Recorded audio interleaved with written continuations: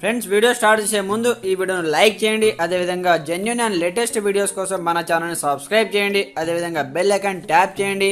మీకు all notification వస్తుంది. All పైన ట్యాప్ చేయండి.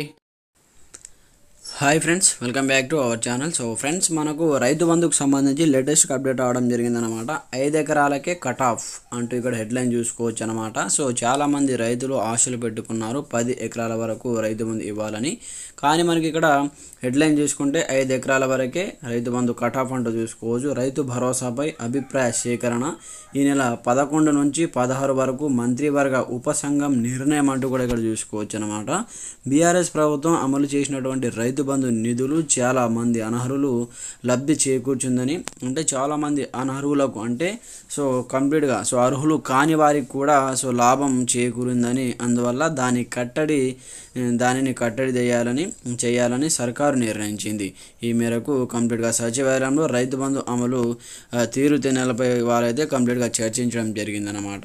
అయితే అర్హులు కానటువంటి వాళ్ళు కూడా సో బీఆర్ఎస్ ప్రభుత్వం ఉన్నప్పుడు రైతు బంధు డబ్బులు సో వాళ్ళ అకౌంట్లో పడ్డాయని, సో వాటిని కంప్లీట్గా కట్టడి చేయాలని సర్కార్ అయితే నిర్ణయిస్తున్నట్టు ఇక్కడైతే అప్డేట్ చూసుకోవచ్చు.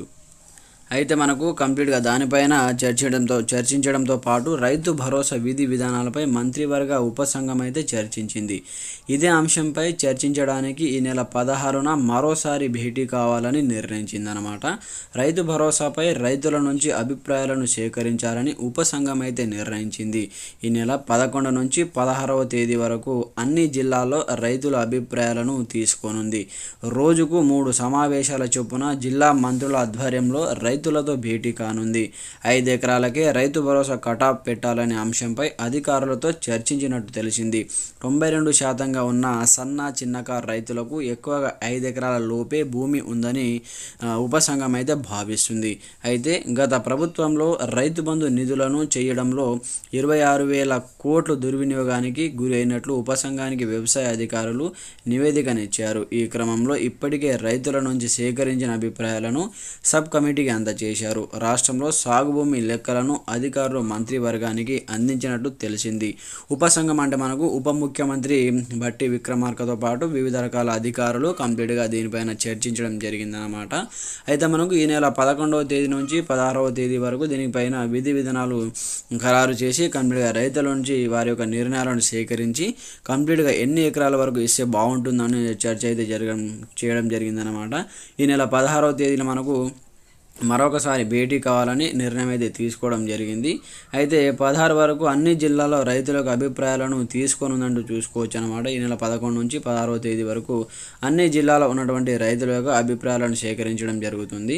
దాని తర్వాత ఎన్ని ఎకరాలకు మనకు ఇవ్వాలి అనే దానిపైన కంప్లీట్ వాళ్ళది నిర్ణయం తీసుకోవడం జరుగుతుందన్నమాట. ఎక్కువగా 92% సన్నకారు చిన్నకారు రైతులకు సంబంధించి 5 ఎకరాల లోపు ఉన్నటువంటి వాళ్ళే ఎక్కువగా ఉన్నారంటూ కూడా ఇక్కడ చూసుకోవచ్చు అనమాట.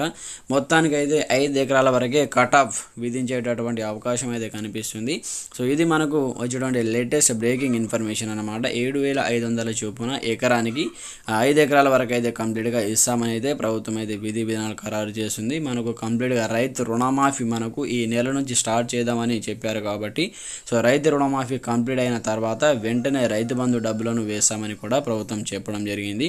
సో మీకు ఎలాంటి సందేహాలు నా కామెంట్ సెక్షన్లో తెలియజేయండి. ప్రతి ఒక్కరు సపోర్ట్ చేయండి, లైక్ చేయండి, మీ friends and family members share చేయండి. Thanks for watching this video. Jai Hind.